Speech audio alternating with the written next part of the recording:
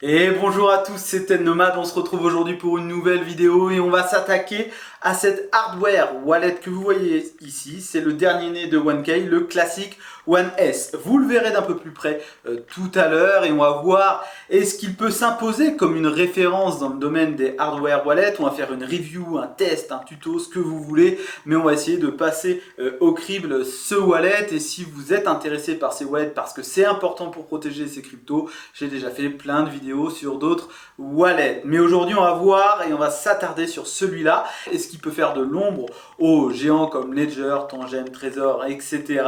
Il y a plein de choses à voir. On va faire évidemment un unboxing, on va voir les fonctionnalités et on va faire un petit tour sur l'app pour voir comment ça se passe. Donc, énormément de choses. J'espère que vous avez à boire, à manger et on va s'attaquer à tout ça tout de suite. Alors avant de rentrer un peu plus en détail, j'ai quelques petites choses à vous dire. La première chose, c'est ça.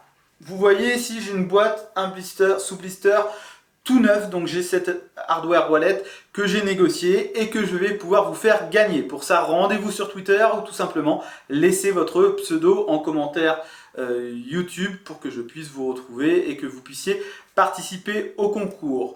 Autre point, j'ai aussi un code promo qui vous donne moins 5% qui s'appelle Ted Nomade et donc c'est pas rien de faire des petites économies. Donc ça c'est une chose.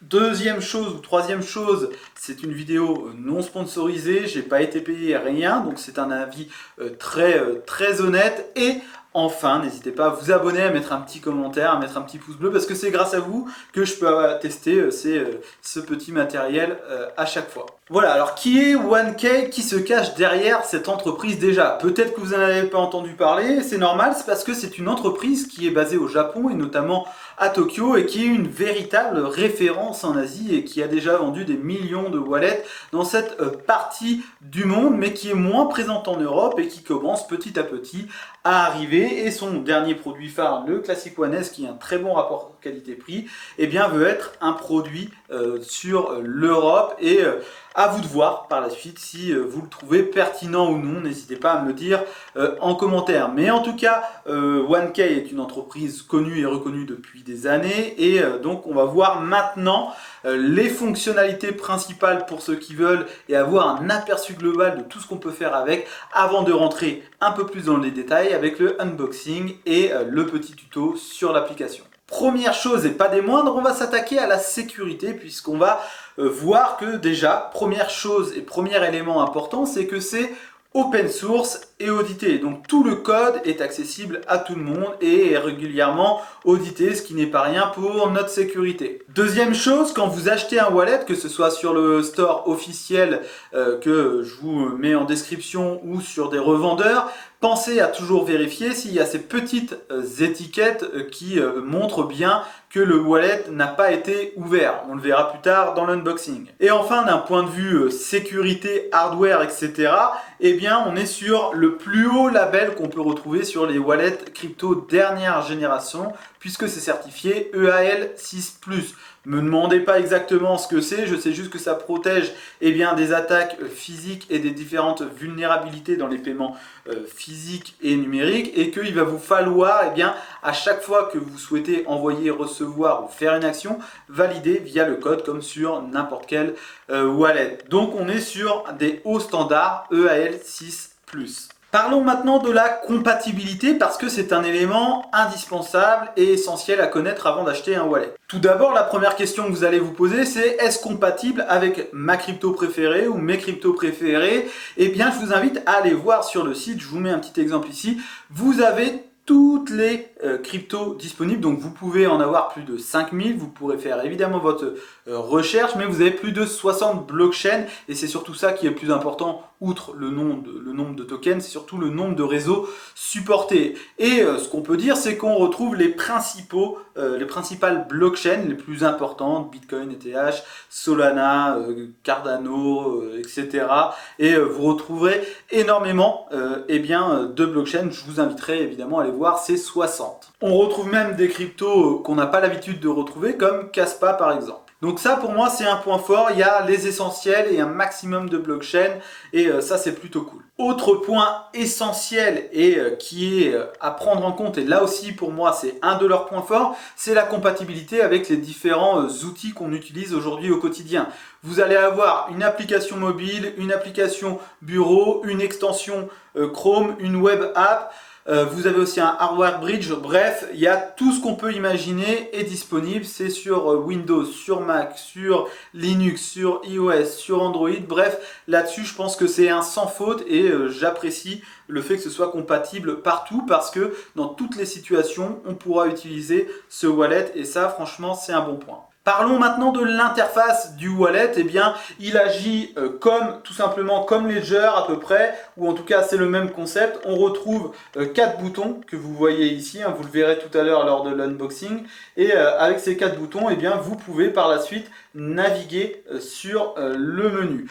À savoir que pour l'instant, il n'y a pas le langage français dans le wallet directement, mais dans tout ce qui est application, etc., c'est en français. Et au final, on l'utilise très peu. Vous allez l'utiliser pour rentrer votre code, valider les transactions, et une fois que vous avez activé le Bluetooth, etc., vous avez quelques paramètres dedans, mais c'est très léger. Au final, vous l'utilisez uniquement par la suite, une fois que c'est configuré, pour valider vos transactions. Donc c'est quelque chose de très simple. Vous pouvez personnaliser aussi tout simplement l'écran d'accueil et voilà comment ça marche. C'est très simple, il n'y a rien de compliqué, vous le verrez plus tard. Et évidemment il marche sur batterie, on a une petite batterie qui ne va pas tenir des jours d'utilisation mais qui est largement suffisant pour l'utiliser plusieurs fois et des dizaines de fois sans aucun problème. Autre point à prendre en compte quand vous choisissez un wallet, c'est la connectivité et là aussi il fait plutôt fort. On a cette connectivité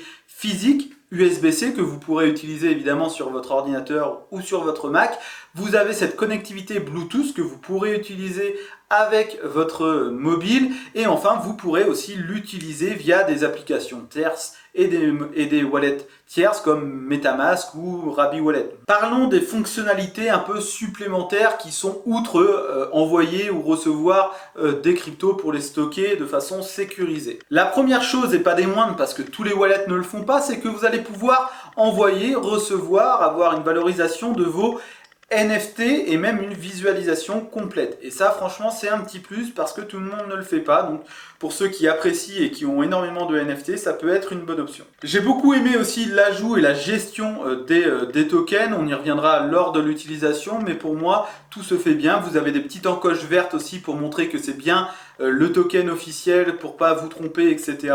Et voilà, il y a des petites choses en plus qui sont appréciables. Vous avez aussi une gestion multi-account, c'est-à-dire que vous allez pouvoir créer plusieurs comptes dans un seul et même réseau. Vous avez aussi la possibilité de swap vos tokens dans un même réseau. Par exemple, sur le réseau ETH, je souhaite eh bien tout simplement swap mes USDT contre de l'ETH. Vous pouvez le faire directement à travers l'application de façon décentralisée avec des providers type Uniswap, etc.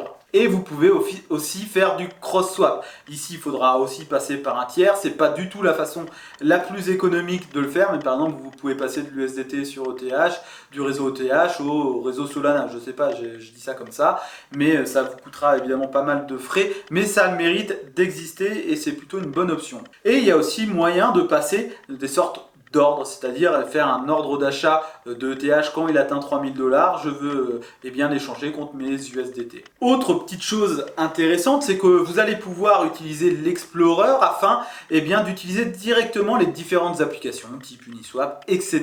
Il y a des milliers d'applications disponibles où vous allez pouvoir directement rester dans l'application pour utiliser ces différentes apps. Et vous avez aussi des petits outils qui sont ajoutés à certains réseaux qui sont des petites choses pratiques, vous allez le voir lors de l'utilisation tout à l'heure. Et enfin, vous avez des nombreuses options de migration et de sauvegarde qui sont disponibles. Voilà un peu pour les principales fonctionnalités, ça vous donne un aperçu global de ce qui est capable, mais maintenant, qu'en est-il vraiment de la prise en main et de son apparence, est-ce qu'on l'utilise facilement, etc. C'est surtout ça l'enjeu aujourd'hui, donc à vous de voir si ça vous plaît, puisqu'on va voir tout de suite l'unboxing avant de passer directement au tuto. On se retrouve donc pour l'unboxing du 1K Classic classique One S, donc une boîte plutôt classique ici, et on va commencer tout de suite le déballage. Hop, donc on se retrouve avec une boîte classique.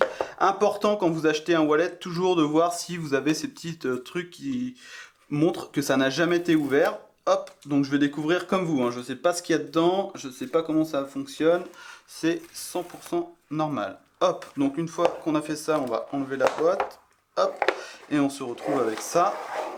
Hop, donc on retrouve un petit papier, une sorte d'autocollant où c'est marqué Yoke. Hold your own key, ok, ça marche, classique. On retrouve la petite couleur verte avec, j'imagine, tout ce qui est guide de démarrage, petits stickers et différentes documentations. Voilà, c'est ce qu'on retrouve ici. Et donc là, on arrive sur la partie la plus intéressante avec, comme la plupart du temps, on retrouve un petit sorte de petit calepin, je vais vous montrer, hop, qui permet tout simplement, eh bien, de mettre sa passe-phrase qu'on va configurer plus tard pour ceux qui veulent mettre sur papier. Évidemment, rien ne vous empêche de mettre ça ailleurs et donc vous avez plusieurs exemplaires. Et enfin, il est là, la boîte, le wallet que vous retrouvez ici. Très important aussi d'avoir ce petit papier pour vous montrer que justement ça n'a pas été ouvert auparavant. Hein, ça c'est un gage hyper important. Voilà. Et voilà le wallet, donc franchement très beau, noir, mais un beau noir, avec un petit écran qu'on voit là, 4 boutons, une prise USB-C qu'on va pouvoir voir ici, et l'arrière aussi avec un beau noir et le logo qui se montre. Et vous avez une petite protection sur l'écran, je vais la laisser, mais juste pour que vous puissiez comparer par rapport à la carte tangème, ça c'est le Case One, on a la Ledger ici, et on a le trésor ici. Donc voilà les différents wallets qu'on peut retrouver. Et enfin, j'ai oublié, vous avez un petit câble USB-C que vous pourrez brancher à votre ordinateur si besoin, double USB-C qui est dans la boîte. Maintenant, pour le configurer, on va voir que il marche. Il y a une petite batterie qui vous permet évidemment de l'utiliser sans câble, et vous pouvez sélectionner les langages. Donc pour l'instant, ce qui est dispo, c'est que English. J'imagine que c'est très asiatique après, je pourrais pas reconnaître le chinois du japonais, etc. Donc on va mettre English pour commencer, mais sachez que par exemple sur l'application, ou en tout cas sur l'outil desktop, c'est disponible en français. Donc je choisis la langue, on suit les instructions, on va créer, vous pouvez importer évidemment un nouveau wallet ou créer un nouveau wallet. Nous on va créer un nouveau wallet. Et ça va créer évidemment une phrase automatiquement. Vous pouvez choisir 12, 18, 24 words. Vous faites ce que vous voulez. Moi, je prends 12 pour la simplicité. Et donc, le prochain écran, évidemment, va vous permettre de créer cette phrase. Évidemment, il faut le faire sans les regards indiscrets, bien chez vous, tranquille, et marquer cette phrase sur la petite feuille. Donc les mots s'affichent un par un, et on se retrouve donc une fois que j'ai configuré tout ça. Une fois que vous avez rentré tous vos mots, il vous suffit bien après de check les différents words qu'on va vous demander. Et une fois que vous avez tout vérifié, vous avez le mot qui vous dit « Awesome is complete ». Il faut maintenant configurer un code PIN. Donc là, pareil, à vous de le configurer, et on se retrouve après. Voilà, le PIN est set, et maintenant, tout est bon. Il ne reste plus qu'à l'utiliser, et on va se retrouver sur l'ordinateur. Le menu, tout simplement, du device, du wallet est très simple. Vous avez 3 choses. Vous avez Général, ici, et ça vous permet d'activer ou désactiver le Bluetooth. On va voir que c'est utile, notamment sur mobile. On a aussi Language, donc on a vu ça tout à l'heure. Vous pouvez auto-lock, et vous pouvez tout simplement shutdown au bout de 5 minutes. Vous avez la partie sécurité qui va vous permettre de changer le PIN. Vous allez pouvoir checker si votre site phrase est toujours bonne. Vous avez passphrase, l'activer ou la désactiver, et reset device si vous voulez tout recommencer à 0. Et vous avez About Device, Device Info, les différents éléments. Bon, c'est pas très intéressant. La certification, Trésor compatible, Safety Checked, On, etc. et voilà. Et on se retrouve maintenant sur l'application directement pour voir un peu comment ça marche. Je voulais vous donner un aperçu pour que vous puissiez voir comment ça marche facilement et vous montrer un peu toutes les fonctionnalités. Évidemment, je ne vais pas pouvoir rentrer dans tous les détails de tous les détails, mais au moins vous aurez un bel aperçu de ce qu'on peut faire avec. Et ici, on se retrouve donc sur l'écran d'accueil. Et tout d'abord, pour connecter votre wallet, vous avez en haut à gauche un petit bouton qui va vous permettre soit d'ajouter un portefeuille, créer un portefeuille, ou un portefeuille d'importation, connecter un portefeuille comme MetaMask, Rainbow, Trust Wallet, etc. C'est pas l'objet de la vidéo. Nous, ce qui nous intéresse, c'est ajouter ce portefeuille matériel. Pour ce faire, moi, il est déjà connecté, mais vous allez faire plus portefeuille matériel. Activez bien le Bluetooth sur le wallet, ça c'est important. Vous faites connecter le dispositif et vous allez avoir évidemment le logo qui est là, connecté tout simplement. Moi c'est déjà fait donc vous pouvez le refaire, mais vous aurez le nom de votre wallet qui va apparaître ici et vous allez donc pouvoir le connecter. Évidemment, une fois que c'est déjà connecté, vous n'avez plus besoin de le reconnecter. Ici, on va vous demander votre code. Alors le code, je vous mets une photo aussi, mais en fait vous avez sur le wallet une sorte de quadrillage avec les chiffres. Vous allez devoir rentrer votre code en fonction de ce quadrillage. Donc je le fais et on se retrouve après. Donc on se retrouve ici sur le wallet et on va faire un aperçu global. Je vous ai montré ici en haut à gauche pour la gestion des portefeuilles. Vous avez ici en haut au milieu à peu près, vous avez le logo du petit Bitcoin et c'est ici que vous allez pouvoir changer de réseau. Vous retrouvez tous les différents réseaux. Si je vais sur Solana, j'arrive sur mon réseau Solana avec toutes les informations disponibles sur ce réseau Solana. À côté du petit logo en haut à droite, je retrouve Sol 1. C'est ici que je peux ajouter un compte ou gérer les comptes à partir de là. Moi, j'en laisse un à chaque fois, mais à vous d'en ajouter un ou non. Vous avez votre adresse ici, vous pouvez la copier à tout moment. Vous pouvez soit vérifier l'adresse directement sur l'appareil ou faire, je n'ai pas mon appareil avec moi, mais vous avez quand même l'adresse, vous pouvez la copier. Vous avez le solde sur le réseau Solana, pour l'instant j'ai rien. Vous allez pouvoir envoyer, recevoir, échanger et faire suite pour afficher l'explorateur, etc. Ici vous avez les jetons. Alors les jetons, ça marche pareil pour tous les réseaux. Ici je suis sur Sol, mais ça va marcher exactement pareil pour tout. Ici j'ai ces premiers réseaux qui sont, ces premiers tokens qui sont déjà là, mais je peux facilement les ajouter. Par exemple, si je fais le petit plus en haut, je peux tout simplement retrouver, si je veux pas Frax, hop, je supprime. Si je veux pas le MyStablecoin, je supprime. Mais par exemple, si à côté de ça, je veux, je sais pas, Lido Stacked, peu importe, Raid ou lui. Et vous voyez, vous avez en fait à chaque fois la petite encoche qui vous montre que tout simplement c'est le bon token officiel et vous n'allez pas vous tromper et ça c'est déjà une bonne chose. À savoir que vous pouvez aussi ajouter un jeton personnalisé tout simplement en rentrant l'adresse du contrat. Ici vous pourrez l'ajouter. S'il y a le réseau, vous pouvez ajouter le token. Donc ça c'est pour les jetons. Vous avez aussi la partie NFT ici qui vous permet, comme vous pouvez le voir, d'afficher votre galerie NFT. Et ça, c'est un vrai plus puisqu'on a un bel aperçu et vous pouvez à tout moment l'envoyer vers un autre wallet Solana. Vous avez aussi une valeur totale du prix. Alors ça, c'est un truc qui coûte rien, donc il n'est pas évalué. C'était juste pour l'exemple.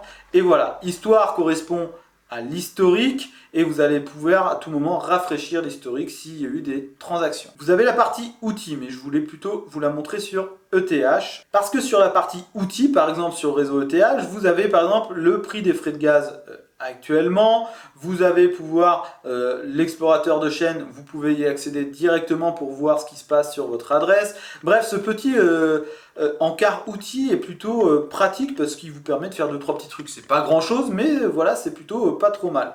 Donc voilà pour résumer, vous pouvez à tout moment gérer vos jetons sur le plus. Vous pouvez aussi depuis paramètres ici masquer le petit solde et vous retrouvez évidemment tout ça. Donc là c'est extrêmement personnalisable. Maintenant, on se retrouve, ici j'ai mis le réseau Akash parce que j'ai reçu des tokens dessus. Donc pour recevoir vos tokens, vous faites recevoir tout simplement. Vous faites vérifier l'adresse, vous pouvez vérifier tout simplement sur votre wallet, vous allez pouvoir confirmer l'adresse, etc.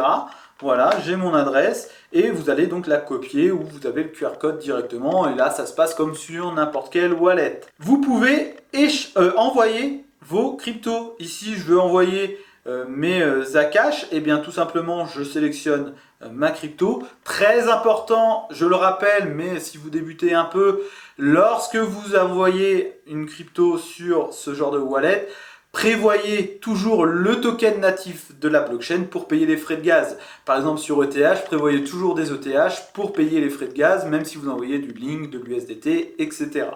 Donc ici, je vais pouvoir rentrer les adresses de réception AKT. On me met que l'adresse est valide. Ici, j'avais besoin d'un mémo, je mets et je fais suivant. Je mets le montant, donc on va dire 4,79. Évidemment, gardez un peu de frais de gaz. Ça va prendre 30 secondes. Je fais confirmer et je vais donc ici devoir taper le code sur l'appareil. Je peux valider tout simplement sur mon appareil. Et voilà, la transaction est soumise. Alors, à savoir que vous pouvez sur le wallet régler l'option retaper le code à chaque fois. Moi je l'ai enlevé, c'est-à-dire qu'une fois que je l'ai déverrouillé avec mon code, comme je vous ai montré tout à l'heure, eh bien je n'ai plus besoin à chaque fois de revalider avec le code. Mais vous pouvez très bien le faire depuis les paramètres du wallet. Vous allez pouvoir à chaque transaction refaire le code si vous le souhaitez. Maintenant je voulais vous montrer l'option échanger, swap, que vous pouvez voir ici. Vous avez sur tous les réseaux échanger tout simplement et je la trouve très bien faite cette interface parce qu'elle est assez simple d'accès. Donc je suis sur le réseau moi Arbitrum, j'ai un peu d'USDT, je veux acheter de l'ETH sur le réseau Arbitrum, voilà. Et bien tout simplement je fais ça, je peux soit taper le montant ici ou avec la petite jauge ici que je trouve très bien faite, et bien je peux mettre 100% et pour transformer mes USDT en ETH. On me dit qu'on va passer sur ici Camelot V3, donc qui est OneInch je crois, et vous avez toutes les infos ici. C'est comme de la DeFi normale, comme un swap normal. Et je fais passer à ETH et je vais donc pouvoir le faire facilement. Et vous pouvez même passer à une autre adresse si vous voulez l'envoyer directement ailleurs. Je confirme sur l'appareil, on vérifie les adresses, on valide et voilà, le traitement de l'échange va être fait. Transaction soumise, terminée, et donc je peux swap comme ça, tout simplement. Et vous pouvez à tout moment faire ce swap sur d'autres réseaux. Il vous suffit ici de choisir le réseau sur lequel vous souhaitez faire. Par exemple sur NIR, le jeton natif, vous pouvez le transformer en USDT, etc. Bien mettre sur NIR le token, hop, et voilà. Et vous faites ça, ainsi de suite, sur le token et sur la chaîne de votre choix. La partie limite, on va pas trop s'y attarder, mais c'est pour passer un ordre. C'est disponible uniquement sur ETH, BSC et Polygon. Vous avez l'onglet marché ici tout simplement qui vous permet de personnaliser pour suivre le marché, trending. Vous avez aussi des thématiques et vous pouvez à tout moment, si je veux mettre link dans mes favoris, je le remets là avec la petite étoile et je le retrouve ici dans ma liste de surveillance. Donc ça aussi c'est plutôt pas mal, ça a le mérite d'exister et c'est une bonne chose. Et donc sur la partie Explorer, c'est ici que vous allez pouvoir accéder aux différentes dApps. Alors je l'utilise rarement comme ça, mais voilà, ça a le mérite d'exister. Vous avez des dApps, vous choisissez, vous connectez, voilà, vous en avez plusieurs. Je vous laisserai voir celles qui vous intéressent, mais sachez que c'est possible d'interagir directement avec les dApps depuis l'intérieur même de votre application, de votre wallet. Et vous avez l'option menu. Pareil, je ne vais pas trop m'y attarder, mais c'est ici que vous allez pouvoir vous connecter tout simplement en scannant un QR code par exemple. Vous allez pouvoir faire une migration, etc. Vous avez tout ce qui est généralité, le langage, etc. La monnaie fiduciaire, vous allez pouvoir régler tout ça. L'option sécurité, ce que je vous disais dans protection, où à chaque fois on vous demandera votre mot de passe pour créer des transactions, créer ou supprimer des portefeuilles, etc. Vous pouvez ajouter cette sécurité supplémentaire. Voilà, et puis vous avez le reste ici. Je voulais revenir sur une petite chose qui pour moi fait défaut à ce wallet, et c'est vraiment dommage parce que je le trouve plutôt simple à utiliser comme vous pouvez le voir, c'est que en fait c'est impossible pour moi d'avoir la valeur totale de ce que j'ai en termes de crypto. Comme vous avez pu voir, j'avais un peu d'Akash, j'avais un peu d'USDT sur Arbitrum. Eh bien, je ne peux pas voir tout ce que j'ai d'un coup. Il y a bien ici en haut tous les réseaux, mais en fait, sur tous les réseaux, ici, vous allez pouvoir ajouter différents comptes, par exemple Bitcoin, Solana, tout ce qui est ETH, etc. Tout ce qui est EVM, Bitcoin et Solana, mais pas le reste. Donc si vous avez vraiment beaucoup de tokens, vous ne pourrez pas avoir un aperçu global. Mais à partir d'ici, de tout réseau, vous pouvez évidemment afficher le solde complet de tout ce que vous avez sur les différents réseaux. Vous validez, évidemment, on vous montrera tout ce que vous avez sur ces réseaux-là. Donc, c'est bien d'avoir cette option tout réseau, mais il n'y a pas vraiment tous les réseaux et pour moi c'est le petit frein. C'est un peu dommage qu'on n'ait pas une bonne page d'accueil avec toutes les cryptos qu'on a, tout simplement réunies sur une seule et même page. Donc ça pour moi c'est vraiment le point que j'aime le moins. Mais sinon franchement c'est quasiment un sans faute entre guillemets où eh bien on n'est pas... c'est pas une révolution, on est sur quelque chose d'efficace, qui marche bien et qui fait le taf. Et ça, c'est une des choses les plus importantes. Donc, on en vient maintenant au bilan. J'espère vous avoir montré un large panel de ce qu'il y a. La vidéo est longue, mais c'est normal quand on fait une review. Mais si je devais donner un bilan de ce wallet, eh bien, tout simplement, je dirais qu'il révolutionne pas le genre. On va pas dire que c'est une innovation, non, il fait le taf que font la plupart des wallets, il le fait très bien. Ce que j'aime beaucoup, c'est qu'il y a énormément de réseaux disponibles, ça c'est un plus, et il y en a toujours qui sont mis à jour. Il y a une compatibilité extrême, que ce soit comme je le disais avec les cryptos ou avec les différents outils PC, mobile, web app, etc. Ça marche avec tout et qu'on peut facilement passer d'un device à un autre. Autre point positif, eh ben, je trouve que l'appli, elle est bien faite. On retrouve assez facilement, on peut facilement envoyer. Il y a cet aspect NFT pour ceux qui aiment, eh bien, qui est excellente et qui est bien faite. On a des petits outils, c'est pas fou, mais c'est un petit plus. On peut directement interagir avec des dApps depuis eh bien, le wallet. Donc, il y a beaucoup de points positifs. Alors après, est-ce qu'il se différencie véritablement de ceux que j'ai déjà fait ? C'est difficile de dire, c'est une question de feeling. Franchement, je ne vais pas dire que c'est le meilleur, je ne vais pas dire qu'il est moins bon que les autres, c'est franchement au feeling. En tout cas, moi je l'aime beaucoup, ce wallet, il se range facilement partout. Voilà, donc à vous de faire votre propre avis. N'hésitez pas à me dire ce que vous en pensez en commentaire. En tout cas, c'était un plaisir de vous le présenter et on se retrouve bientôt pour une nouvelle vidéo. Ciao!